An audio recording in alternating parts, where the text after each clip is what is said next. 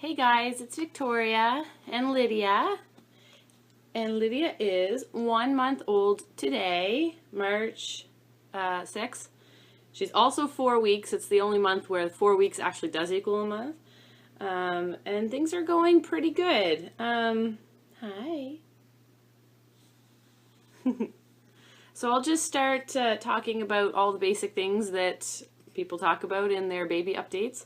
So she's 1 month. She is starting to smile, I think. I think she's starting to smile. It's hard to tell sometimes if it's, just a facial expression or if it's a real reaction smile. But I definitely think yeah, see, look at that. Look at that. That's a total smile. Good girl. So that's exciting. She's starting to get into 3-month clothes. I find there's a big gap between newborn and like the next step up. So 0 to 3 or 3 months, depending on where they're from. But the newborn stuff is getting small in the length. Like it's really hard to get the buttons done up. So we have a few sleepers that are like 10 pounds, depending on where they're from. They fit really well. Some of the stuff, it's so weird. Like I have a 3-month Carter's fleece sleeper. And I think it was Courtney from Kyle and Court that explained that Carter's sizing, like their 3-month means 0 to 3 month, and their 6-month means 3 to 6 months, which really, I didn't know that and helped me out. So the Carter's, this 3-month sleeper, it's a fleece sleeper, is so big, but then other, like the Carter's 3-month onesies fit, and this outfit is a 3-month. And it's Carter's. I think the pants are Old Navy. So yeah, she's definitely getting out of newborn stuff into that next size up, which is fun because I get to start dressing her in some outfits and stuff. A lot of the time we're just in sleepers, but when we go out for special occasions, we'll put a little outfit on her. Yes, you got a hair on your face. As far as sleeping goes, she's doing really well at night. She normally goes to bed anywhere between like 8 and 10 is when I'll get her into her crib, and then she'll sleep a good 6 hours or so. Last night she slept from about 10:30 until I think 6 this morning, but we did struggle a bit getting her to sleep last night. Normally she's in bed earlier than that, but she just seemed to want to eat or fuss, or so it did take us a while to get her to sleep. But when she did go down, we got a really good stretch. So that's awesome. Okay, so I'm back. It is the end of the day. It is 9:30 now. I started to do the vlog this morning and I just couldn't get through it because the older kids were coming in and it just didn't work. So I'm just gonna try to pick up where I left off. So I think I covered sort of sleep and her size and what she's wearing, but I've got some notes here that I was filming on my phone before, and now I'm on my video camera, so I actually can look at my notes. So yes, sleeping, I talked about what she's doing sort of at night. So during the day, we don't really have any schedule yet. Some days she seems to have a pretty good schedule, or, a logical schedule. Other days, like a few days ago on, I guess, Wednesday, she slept like pretty much all day. She would be awake for a little bit, eat, and then sleep. So maybe she was growing or something. And then other days she's awake a ton. Today, actually, it was a really good routine, and sort of what I would like to get into. So she woke up and ate and then was awake for a while. She was a little bit fussy and I had to try a few different things with her, but I got her, she fell asleep in her swing, and then I moved her from the swing to the car seat and we went over to my parents. So she had a good hour or so nap between the swing and the car seat, and then she was awake maybe for an hour or two and ate lunch, and then she napped from probably 1 until about 3, and then ate again, and then she was awake pretty much until she went to bed, and I actually just got her to sleep now. So, morning nap, afternoon nap, that's sort of what we're aiming towards. And I know with Alexandria, the morning nap was never very strict because we were always out doing stuff, but I did try to get her down for an afternoon nap every day in either her crib or the bassinet at my parents', depending on where we were. So yeah, some days she sleeps a lot, other days she has more awake time, so we're getting there. You know, it's hard. I have a note here about having to wake her up because sometimes I get her down for a nap in the afternoon and then I have to go pick up Noah. So that's a little bit challenging. He gets off of preschool at 4 o'clock. So, but she usually makes the transition into her car seat pretty smoothly. And then we go get him and then she'll sometimes sleep in the car seat a little bit when we get back. Her weight, she was 8 pounds, 15 ounces last Saturday. So my guess is she'd be 9 pounds, 3 ounces or so, given the growth, the rate of growth to that point. I'm not concerned about her size at all. She's definitely starting to chub up a little bit, which is really cute. And she wasn't a skinny baby when she was born either. You know, she was a good size. Schedule. So as far as like milestones, she is starting, like I said, she's starting to smile. She's definitely starting to focus on people more and look at us, which is really cool. She loves Noah and Alexandria, and they love her so much. They have just really, really taken to her. It's been fantastic, especially Noah. He wants to hold her all the time. He wants to help with her. Alexandria is really helpful at going to get things. Taking things to the garbage for me, you know, grab me those wipes, can you get her a face cloth, things like that. She's really good at that. And they just have really adjusted really well to having her here so far. And, you know, we're a month in at this point, so I think we're all getting used to the new family structure, and hopefully things just continue to go as they have been. So the big thing to talk about is eating, and that's, I know, the main thing I guess people talk about in the early updates, because it's such a huge part of what the baby does. So my goal, I'll see if I can get my thoughts all organized here. Well, it's not really a goal. My plan was to breastfeed, and I wanted to breastfeed for a year. I will link the video below to what I did, or when I talked about my breastfeeding journey with the other two. But I had every intention of breastfeeding to a year. I didn't see why, you know, any reasons why I wouldn't. But my plan has changed at this point. We are a month in, and I can't say that breastfeeding has been smooth for really one whole day in that month. There have been moments where it's been good, and a lot of moments where it hasn't been good. So I can't really pinpoint what happened and where things went wrong or when they went wrong, but she must have had a bad latch early that I didn't correct enough. You know, the early days you struggle to get them latched on, and when they finally latch and start eating, at least for me, even if the latch isn't perfect, you're just so happy that they're eating that you kind of let them go. And if anybody has not started the breastfeeding journey yet, that is a bad habit to start. You get into a vicious cycle, and I ended up with a lot of damage to my right side, and it's scary. Like, I can't even believe what she did to me, I guess.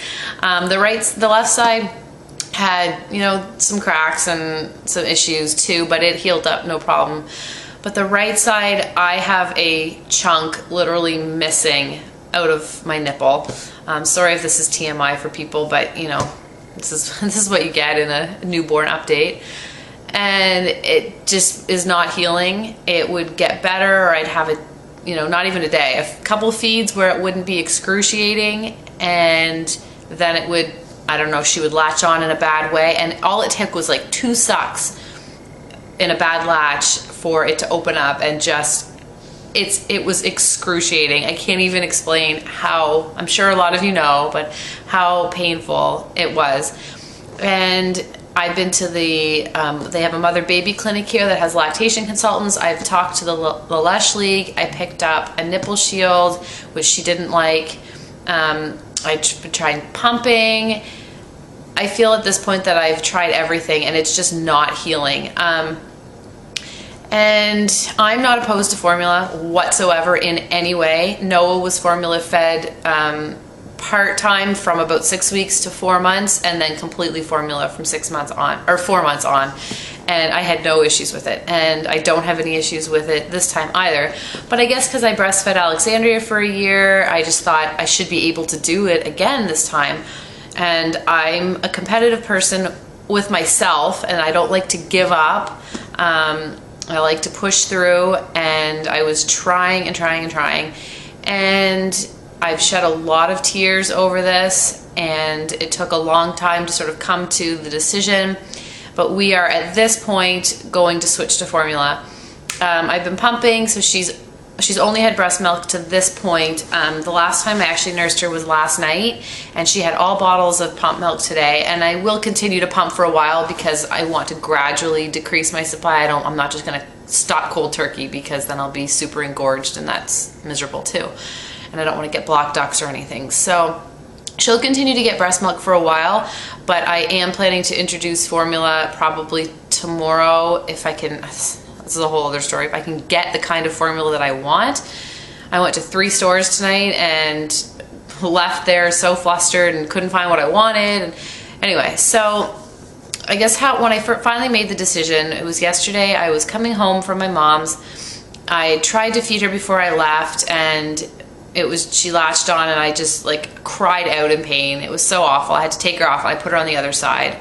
And I know some people successfully breastfeed on just one side, and it was getting to the point where I was miserable pretty much all the time, because I was either recovering from a feed or dreading the next feed or in the middle of a feed, and I was thinking, I'm beginning to resent the baby, and that's just a horrible feeling, and I don't want to feel like that, just not wanting to have her near me, because it was hurting so much. And I thought, what am I doing this for? I'm missing out on all of these early amazing perfect moments that you can't get back because I'm trying to make this work. And I'm the first person to say to someone, if the cons are outweighing the pros, then it's not worth it. And the con list was getting longer and longer, and the pro list had not much on it.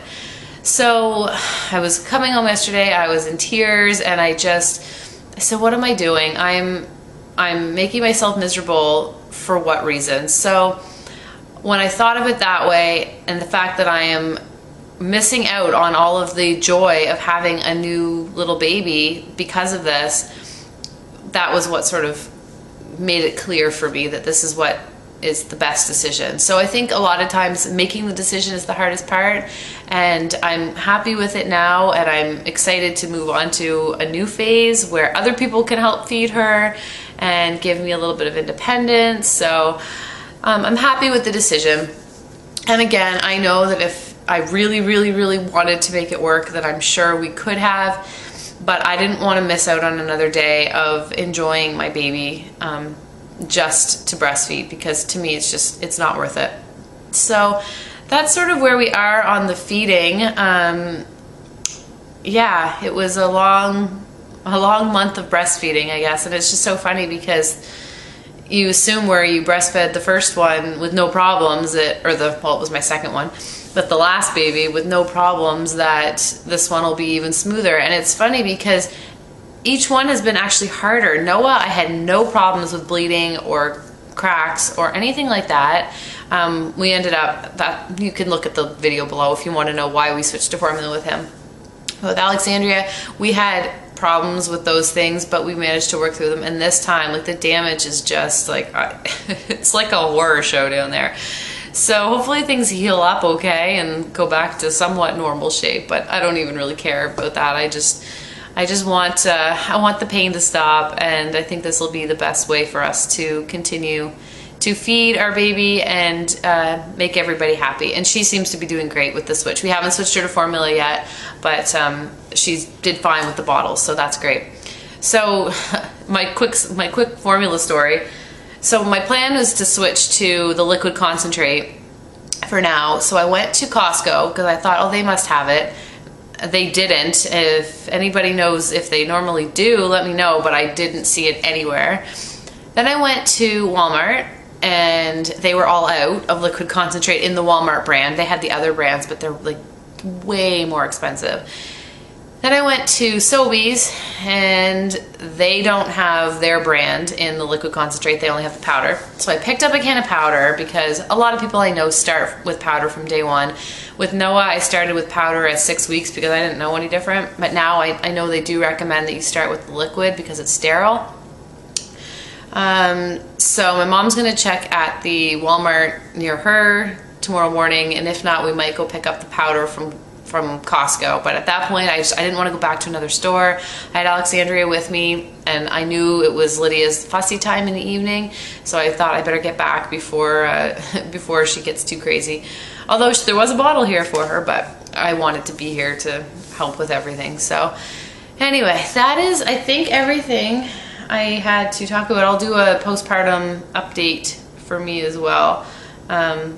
Down below, but yeah, I think everything is going really, really well. And when I first started the video and I said that everything was going pretty good, the only reason it's not going amazingly is because of the breastfeeding struggles that we've had. And you know, you spend so much of your time breastfeeding or feeding your baby at first, and when it's miserable, that means a lot of your time is spent being miserable. And I've had nights where I just couldn't stop crying because I was so upset about it, and I don't want to talk about it too much because it's a really emotional thing for me and for a lot of people I know. So now that I've made the decision going forward, I think everything will work itself out. So my main reasons for wanting to breastfeed anyway were convenience and cost. And you know, there is something to be said for the convenience of formula feeding where you can have other people help out. My dad fed her today, my mom fed her, they really liked that. Noah was really excited to help give her a bottle. So I've never really used breastfeeding as like a bonding thing. For me, holding the baby and giving her a bottle is just as much bonding as breastfeeding, especially when the breastfeeding is really, really killing you.